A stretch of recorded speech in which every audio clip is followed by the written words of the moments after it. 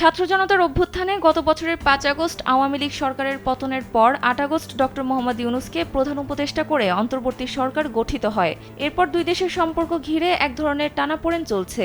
গত বছরের সেপ্টেম্বরে জাতিসংঘের সাধারণ পরিষদের অধিবেশনে বাংলাদেশের প্রধান উপদেষ্টা এবং ভারতের প্রধানমন্ত্রী যোগ দিলেও তাদের দেখা হয়নি।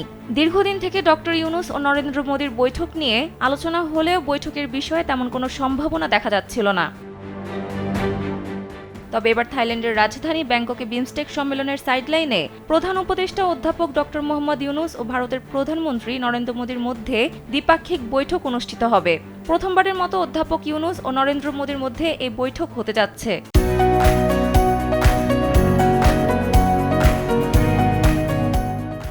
প্রধান উপদেষ্টার কার্যালয়ের একটি নির্ভরযোগ্য সূত্রের বরাত দিয়ে বুধবার এ তথ্য জানিয়েছে রাষ্ট্রীয় বার্তা সংস্থা বাসোস।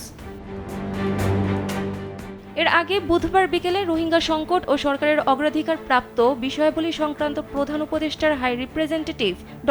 খলিলুর রহমান এই দুই নেতার মধ্যে বৈঠকের সম্ভাবনার ইঙ্গিত দিয়েছেন। ঢাকার ফরেন সার্ভিস একাডেমিতে এক মিডিয়া ব্রিফিংয়ে খলিলুর রহমান বলেন, তারা ভারতের সঙ্গে এই বৈঠক আয়োজনের অনুরোধ করেছেন। এই বৈঠক অনুষ্ঠিত হওয়ার যথেষ্ট সম্ভাবনা রয়েছে।